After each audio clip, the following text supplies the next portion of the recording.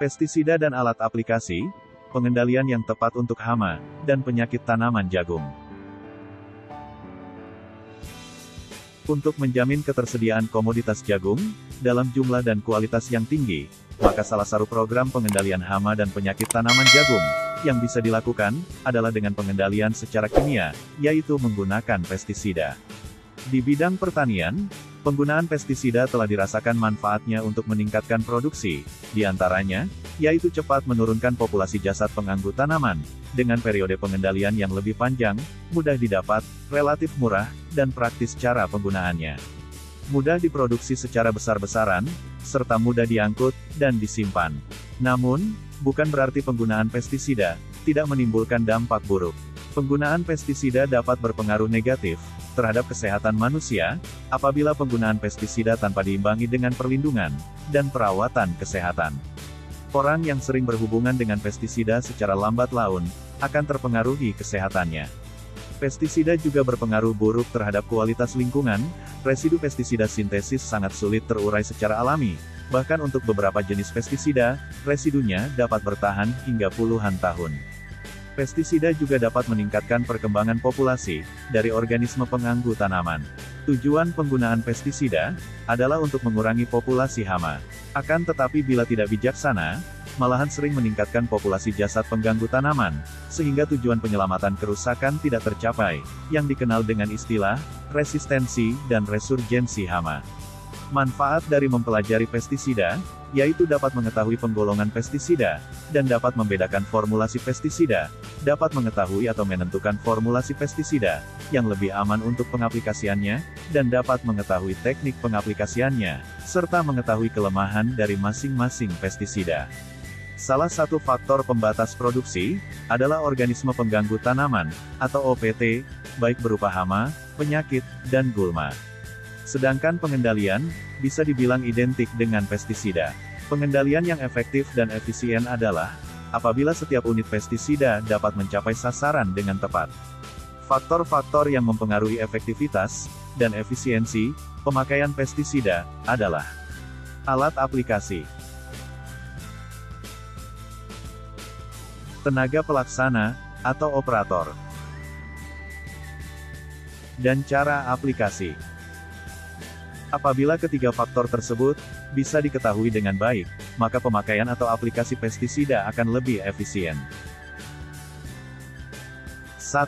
Pengelompokan pestisida berdasarkan A. Organisme sasaran, yaitu insektisida dengan sasaran berupa serangga, akarisida dengan sasaran berupa tungau, fungisida dengan sasaran berupa jamur, rodentisida dengan sasaran berupa tikus, termisida dengan sasaran berupa rayap, bakterisida dengan sasaran berupa bakteri, dan lain-lain.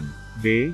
Cara masuk ke dalam tubuh serangga, yaitu racun perut melalui saluran pencernaan, racun kontak melalui dinding tubuh, fumikan melalui pernapasan. 2. Formulasi pestisida merupakan bentuk pestisida yang ada. Misalnya, A. Emulsifiable concentrate, atau EC. Pestisida berbentuk cair yang terdiri dari bahan aktif teknis, cairan pelarut, dan pengemulsi. Contoh, Skor 250 EC. B. Weightable powder, atau WP pestisida berbentuk tepung agak pekat. Contoh Nordox 56 WP, Ditanae 45 WP, Bion M148 WP dan lain-lain. C. Granul, atau GR pestisida berbentuk butiran. Contoh, Furadan 3GR dan banyak formulasi lainnya. Dampak samping pestisida. Penggunaan pestisida secara besar-besaran, dalam mendukung program intensifikasi, bisa berdampak negatif terhadap ekosistem pertanian, terutama terjadinya resistensi, resurgensi, dan residu. Konsep pengendalian yang dikembangkan saat ini adalah pengelolaan hama terpadu, atau Integrated Pest Management Program. Dengan fokus utama, pengelolaan ekosistem pertanian yang berkelanjutan dan berwawasan lingkungan. Penerapan PHT di lapangan, dengan memadukan semua teknik pengendalian yang kompatibel. Di mana, pengendalian hama, dengan pestisida, hanya dilakukan sebagai pilihan terakhir, pada saat populasi hama berada di atas ambang ekonomi. Alat aplikasi. Alat aplikasi, ikut mempengaruhi efisiensi pemakaian pestisida. Salah satu alat aplikasi yang banyak digunakan saat ini, misalnya A. Knapsack sprayer semi-otomatis. Tekanan diperoleh dari udara yang dipompa. Knapsack sprayer semi-otomatis, cairan dipompa secara langsung ke dalam ruang tekan. B. Mist blower sprayer bermotor yang menghasilkan aliran udara dengan kecepatan tinggi. C. Fogger, atau pengabut.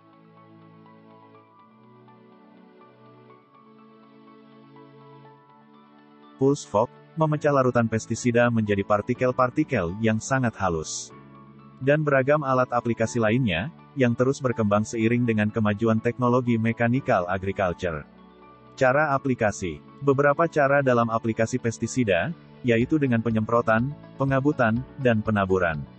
Dalam pengaplikasian pestisida harus tepat dosis, tepat konsentrasi, tepat sasaran, tepat cara, dan tepat waktu, agar pengaplikasiannya efektif dan efisien.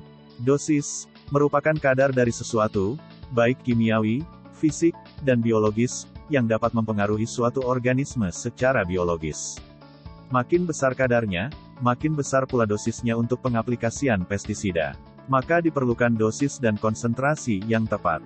Konsentrasi, yaitu pencampuran formulasi bahan aktif suatu pestisida dengan air, atau kebutuhan pestisida PERLITER. Dalam pengaplikasian harus memperhatikan konsentrasi bahan aktif pestisida tersebut. Untuk pengaplikasian pestisida harus memperhatikan waktu yang tepat, agar pengaplikasian pestisida tersebut efektif dan tepat sasaran. Waktu yang tepat untuk pengaplikasian pestisida, yaitu pada saat pagi hari, sore hari dan pada waktu tidak hujan, tidak mendung dan tidak berangin kencang. Secara sederhana, cara menghitungnya adalah sebagai berikut.